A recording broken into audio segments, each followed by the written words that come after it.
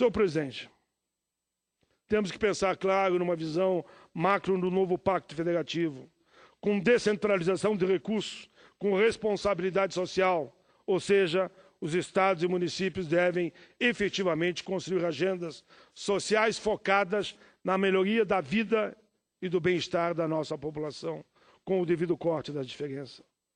Precisamos, urgentemente, senhor presidente, de um pacto de preferência que abrace também a reforma política. A reforma política se torna tão necessária que mesmo aqueles que não a desejam, por interesses pessoais ou partidários, não têm coragem de se colocar publicamente contra ela, embora a detestem e até gostariam que tudo continuasse como está. Não vai ficar, porque a reforma política é uma forma também de combater a corrupção. Todos nós sabemos. Calcule um senador ou um deputado gastar 30 milhões, 20 milhões ou 10 milhões que seja para se eleger. Quem está pagando essa conta vai cobrar depois. Na verdade, quem tem financiamento de 30, 40, 50 milhões, estou aqui exagerando para dar uma simbologia, está vendendo a alma ao diabo e o diabo vai cobrar também depois, porque vai querer de volta. Ninguém dá 50 milhões a alguém porque achou bonitinho ou achou feio ou ficou com pena. Por isso que a reforma política ela é fundamental na forma de moralizar o bom debate e que ganhe no campo das ideias quem for melhor, quem melhor se colocar, melhor argumentar, quem tiver o melhor programa e não quem paga mais. Senhor presidente, é urgente, por isso tudo falo aqui da reforma política. O nosso sistema político, em vez de favorecer a melhor representação das vontades da população, promove, infelizmente, esse infeliz divórcio que nós estamos vendo nas ruas, que afasta a sociedade dos partidos. Isso não é bom para ninguém, exceto para aqueles que se beneficiam de uma forma ilegítima do sistema existente. O povo tem razão, por isso tem que haver mudanças, para que a gente possa se aproximar do povo e o povo se aproximar de nós outros. A sociedade precisa valer os seus direitos e cobrar da classe política a aplicação de suas promessas para ver seus anseios respondidos. A sociedade cobra e com razão. O primeiro desses movimentos, em minha opinião, deve ser justamente tornar o voto facultativo em primeiro lugar. Porque depois vem o voto que é um direito do povo e um dever. O povo tem que votar como um direito e não como uma obrigação. Por isso, na maioria dos países do mundo, se eu não me engano, só existe 10 países do mundo avançado que ainda o voto é obrigatório. Também considero uma ilusão acreditar que o voto obrigatório possa gerar avanço politicamente correto, uma evolução do povo. Eu acho que o voto não obrigatório é que vai fazer que o povo vote consciente, porque está indo votar, e o político vai ter que conquistá-lo para ele ir lá votar. O que torna as pessoas mais conscientes, senhor presidente, e participativa é a educação, é o crescimento, é direitos e deveres que nós, no longo das nossas vidas, vamos aprendendo e participando com todos.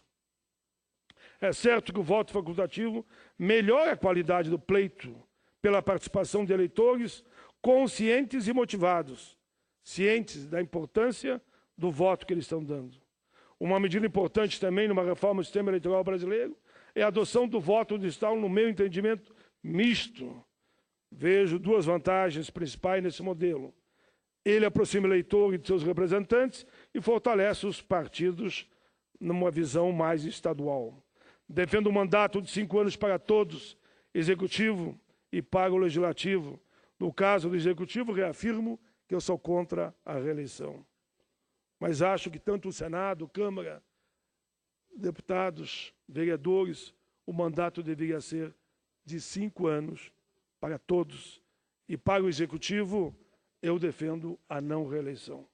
Outro passo importante para o aprimoramento do sistema da política nacional seria mover a adoção de listas, mas listas com somente 50% dos candidatos indicados pela sua agremiação.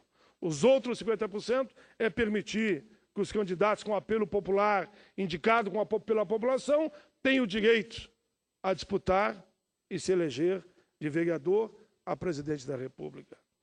Tenho, senhor presidente, preocupações com a questão da lista fechada, que a lista fechada vai dificultar em muito o surgimento de lideranças populares. Senhor presidente, eu estou indo por finalmente. Quero ainda citar um outro aspecto que defendo numa reforma política que se refere ao financiamento das campanhas de forma mais clara. Acho que o financiamento da campanha, para mim, devia ser público, mas percebo que muitos não entendem essa história de financiamento público, porque achando que vai faltar dinheiro para a educação, para a saúde e para a habitação. Mas eles talvez não sabem que quem financia a campanha, via grandes grupos econômicos, de uma forma ou de outra ele está se apropriando do dinheiro público. Mas como esse debate não está claro, no mínimo nós tínhamos que limitar o gasto que um parlamentar para o Executivo ou para o Legislativo pode gastar para efeito de eleição. Além do financiamento público de campanhas, que eu, em tese, sou favorável e sei das dificuldades para aprovar, até porque a opinião pública tem outra visão, também é necessário acabar com a indústria de partidos políticos, financiada pelos fundos partidários, sem, com isso, criar obstáculos, claro, para os pequenos partidos. Mas não dá também para termos indústria de partido político. Tem gente que está se especializando em criar partido. O senador conhece muito bem essa história, né? Nós todos conhecemos. Cria um partido, depois vende o tempo de televisão, vende a coligação e se dá bem na vida. Não é para isso que nós trabalhamos tanto para a democracia e o fortalecimento dos partidos. Termino, senhor presidente. Por último, é preciso corrigir a forma, no meu entendimento também, da escolha de suplente no Senado. Eu entendo, já que eu estou defendendo 5 anos para todos, como é para os deputados, que o suplente deve ser o mais votado. Por exemplo, no Rio Grande do Sul, 6 milhões de eleitores. Eu fiz 4 milhões de votos. Cada 3 gaúchos, graças à orientação, eu diria um pouco de Deus, porque me ajudou muito, uma campanha muito miserável, mas com apelo popular, algum outro cidadão lá fez 3 milhões e meio. E não é nem meu suplente.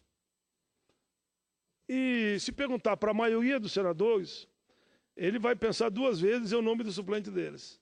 Principalmente no mesmo estado, se perguntar quem é o teu suplente, perguntar para o outro senador, eu, pelo menos, não sei. Fala a verdade, não sei. Se perguntar quem são os suplentes dos outros 2 senadores, eu não sei. Eu sei dos meus 2, mas não sei. Então, se eu que sou senador não conheço o suplente dos outros 2 senadores do meu estado, calculem a população. Por isso que eu acho que o suplente deveria ser, sim, por uma questão de justiça, o segundo mais votado. Aí, para permitir a parte em seguida, que é essa questão, e já que eu estou fechando, eu faço uma reflexão também, claro, que temos que aumentar os espaços das mulheres na vida pública, e aí, claro, vai na linha da participação política. Acho também que esse é um debate, eu sei que é mais delicado, mas devia ser olhado com mais carinho pelos partidos a participação dos negros na vida política partidária, porque, infelizmente, os negros são 51% da população, que seja 50%, não são 5%.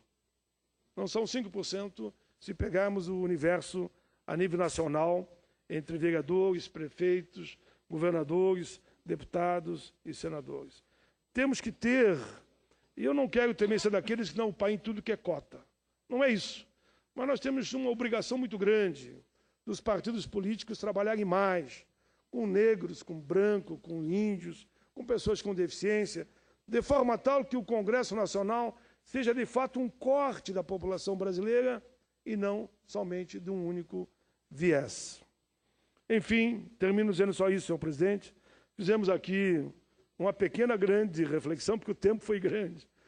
Pode ser que o conteúdo foi pequeno, mas o tempo foi grande. Uma reflexão com o único objetivo, contribuir para o debate nacional.